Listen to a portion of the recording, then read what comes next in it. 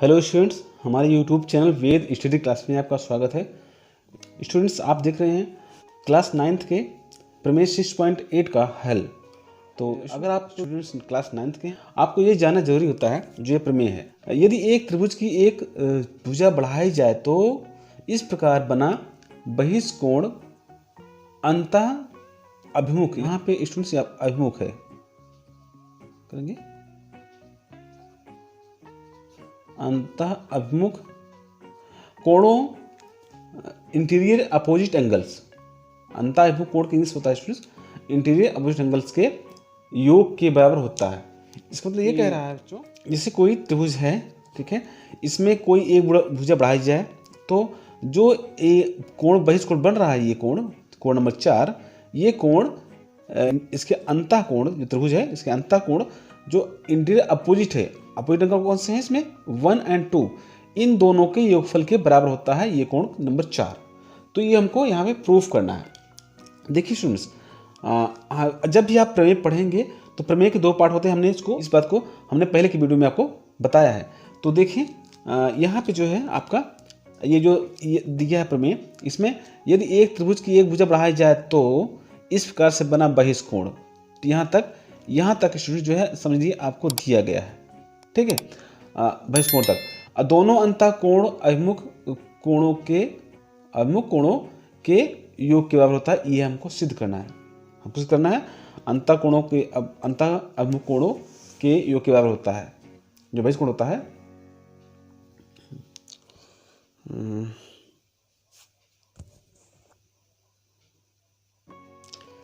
तो देखिए स्टूडेंट्स, जब भी आप प्रमेय देखते हैं, प्रमेय में हमेशा 2 पार्ट होते हैं। इसको हमने पहले की वीडियो में आपको बताया है।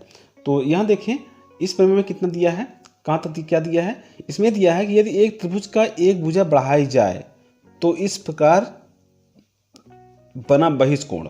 तो इसमें देखिए ये दिया है हमारा यहाँ तक कि यदि एक त्रिभुज की एक भुजा बढ़ाई जाए तो, ठीक है, ये अब यहाँ समझिए, और इतना दिया है आपको, ये दिया है, हमें आपको यहाँ भी लिखना पड़ेगा, ठीक है।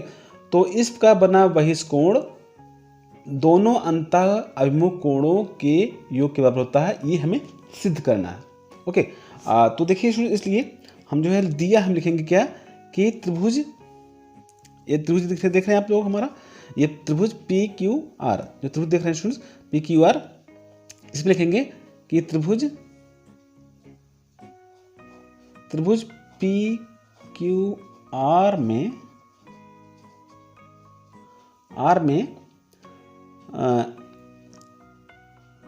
दिया है कि कोण 4 या एंगल 4 बहिष्कोण है,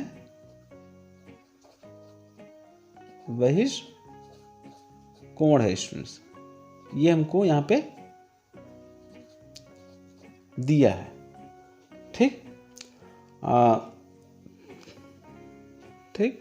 और यहाँ सिद्ध करना है हमको स्टूडेंट्स, यहाँ पे सिद्ध करना है कि कोण 4 बराबर कोण 1 प्लस कोण 2, मतलब कि दोनों अंतः अभिमुख कोण। अब अंतः अभिमुख कोण इंटीरियर अपोजिट एंगल, इंग्लिश से कि इंटीरियर अपोजिट एंगल। अगर आपको हिंदी नहीं समझ आ रही है तो आप इंग्लिश से समझ सकते हैं कि इंटीरियर अपोजिट एंगल। देख सकते हैं जो ये कोण है, इसके अपोजिट जो कोण है वो दोनों के योगफल की, तो कोण 1 प्लस कोण 2, इनके बराबर हमको कोण 4 जो बहिष्कोण इसका है PRS, इसको सिद्ध करना है बराबर कोण 1 प्लस कोण 2 के, ठीक, ये है। अब रचना क्या है इसमें, रचना के बच्चों यहाँ पे रचना कुछ नहीं है, लिखिए रचना में, क्योंकि यहाँ पे पहले दिया कि कोण त्रिभुज में भुजा बढ़ाने पर भुजा हमने यहाँ पहले बढ़ा दी है, ठीक है। यहाँ रचना लिखना कुछ नहीं है, रचना कुछ नहीं, ठीक है। अब जो देखिए हम लिखेंगे यहाँ से उत्पत्ति, ठीक है। देखिए स्टूडेंट्स, सबसे पहले हम जो है त्रिभुज PQR में लिखते हैं त्रिभुज PQR में। तो इसमें क्या लिखेंगे, ये लिखेंगे कि कोण 1 प्लस कोण 2 प्लस कोण 3 बराबर कितना 180 अंश। ठीक, ये क्यों हो रहा है, लिखेंगे त्रिभुज के कोण योग गुणधर्म से। ये इसका जो प्रूफ है स्टूडेंट्स, ये है प्रूफ, यही है कि त्रिभुज के कोण योग गुणधर्म से।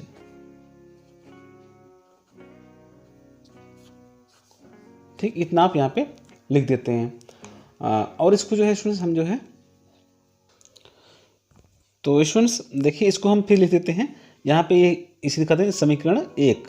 ठीक, यहाँ पे हम इसको मार्किंग कर देते हैं ताकि हम इसका आगे प्रयोग कर सकें। ठीक है, इसलिए यहाँ पे समीकरण लिखा जाता है। ठीक, अब देखिए बच्चों यहाँ पे लिखेंगे, अब हम जो है यही चीज़ ये 180 लिखेंगे, दिखाएंगे जो है रेखा QRS में। यहाँ लिखेंगे अब यहाँ पे रेखा QRS पर लिखते हैं स्टूडेंट। ठीक है, या से लिखते हैं। ओके, अब जो है इसमें आप दिखाएंगे यहाँ पे कि देखें यहाँ पे ये वाला कोण जो बन रहा है, कोण 3 + 4। ठीक है, कोण 3 + कोण 4 बराबर 180 अंश।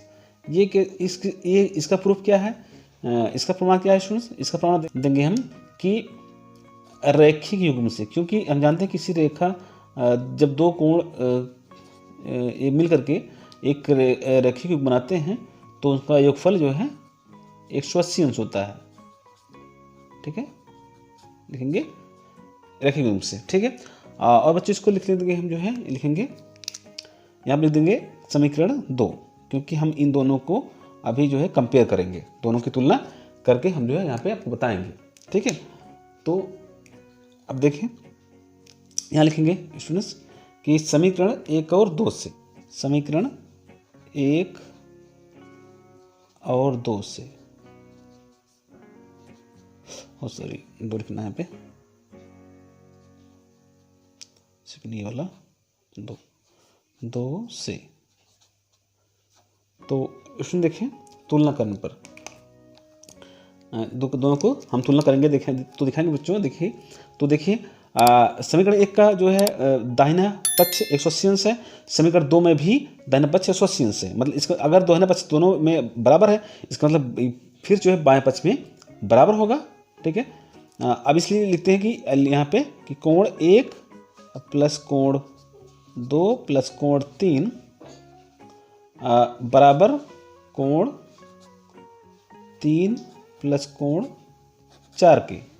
ठीक, तो अगर बच्चों आप ये बात यहाँ पे ठीक से नहीं समझ पा रहे हैं तो हम आपको यहाँ पे एक चीज़ समझाते हैं। देखिए तो बच्चों देखिए हम ये कह रहे हैं कि अगर आप ये बात नहीं समझ पा रहे हैं कि इससे कि अगर दोनों समीकरणों के दाहिने पक्ष में 180 अंश बराबर है दोनों कोण, तो यहाँ पर भी जो है बायां पक्ष है, ये पहले और दूसरे समीकरण का बायां पक्ष भी बराबर होगा। मतलब कि कोण 1 + कोण 2 + कोण 3 बराबर होगा कोण 3 + 4। अगर आप ये नहीं समझ पा रहे हैं, हम आपको जो है बहुत सरल भाषा में समझा रहे हैं। देखिए क्या है, जैसे मान लीजिए आप मार्केट जाते हैं। ठीक है, कभी आप जो है सामना हुआ, मान लीजिए आपके कोई बाजार में कोई किसी व्यक्ति से आप कुछ खरीदते हैं, तो देखिए अब एक केजी के बटखरे से 2 चीज़ों का वजन करता है। ठीक है, जैसे मान लीजिए आपने 1 केजी लिया आलू। ठीक है, और 1 केजी लिया प्याज। ठीक है, एक ही बटखरे से है ना, एक ही बटखरे से दोनों चीज़ों को उसने तौला। ठीक है, जब तौल किया तो आप समझ सकते हैं कि जो आलू और प्याज का वजन है दोनों आपस में बराबर होंगे ना। आप जो है इसलिए सकते हैं अगर एक ही बटखरे से दोनों का वजन किया गया है तो इसका मतलब कि आलू का वजन बराबर प्याज का जो वजन होगा। यहाँ पे आप इस तरह लिख सकते हैं, आलू का वजन बराबर प्याज का वजन। ठीक, तो इसी प्रकार से देख सकते हैं कि अगर एक ही चीज़ के बराबर 2 चीज़ें हैं तो दोनों चीज़ें आपस में बराबर होंगी। ठीक है, तो यही कॉन्सेप्ट जो है लेकर के हम आगे बढ़ते हैं कि समीकरण 1 और 2 से जो है कोण 1 प्लस कोण 2 प्लस कोण 3 बराबर कोण 3 प्लस 4 होगा। ठीक है, अब देखिए यहाँ पे जब देखेंगे अगर हम ये 3 को पक्षांतर करेंगे तो 3 हमारा जो है इधर आकर के दाहिने पक्ष में बाएं पक्ष में जा करके कैंसिल हो जाएगा। तो मतलब प्लस है, यहाँ पे प्लस है दोनों, फिर अगर माइनस, अगर इधर कोण 3 इधर आएगा तो फिर ये कोण 3 माइनस आएगा। ठीक है, तो ये इस फिर 3 से कैंसिल हो जाएगा। अब क्या बच रहा देखिए हमारे पास बच रहा कोण 1 यहाँ देखें और प्लस कोण 2, तो क्या हो रहा है सुन देखिए यहाँ बराबर कोण 4। तो यही हमको देखिए बच्चों यहाँ पे हमको सिद्ध करना था कोण 4 बराबर कोण 1 प्लस कोण 2, इतना हमारा सिद्ध हो गया। ठीक है, तो यहाँ पे आप लिख सकते हैं इत सिद्धम। इसमें देखा आपने इस प्रकार से कि किस प्रकार जो है किसी त्रिभुज का वाय कोण जो होता है वो शेष इसको छोड़ करके जो पास कोण है इसको छोड़ करके शेष दोनों कोणों के योगफल के बराबर होता है। ठीक है, अब देखिए एक चीज़ हम यहाँ पे आपको इसको न्यूमेरिकल में दिखाते हैं, अंकीय भाषा में आप समझ सकते हैं यहाँ से अच्छे से। ठीक है, देखिए ये आपका बहिष्कोण है त्रिभुज का। ठीक है, अब देखिए हमने माना कि यहाँ कोण जो है आपका 70 अंश है, यहाँ पे जो है 50 है। ठीक, यहाँ 7 में 12, यहाँ पे होगा 60 अंश होगा। ठीक है, अब देखिए अब जो है यहाँ अगर 60 अंश, आप सीधी रेखा हम देखें, चूँकि एक सीधी रेखा कितना अंश कोण होता है, एक ऋज कोण 180 अंश होता है।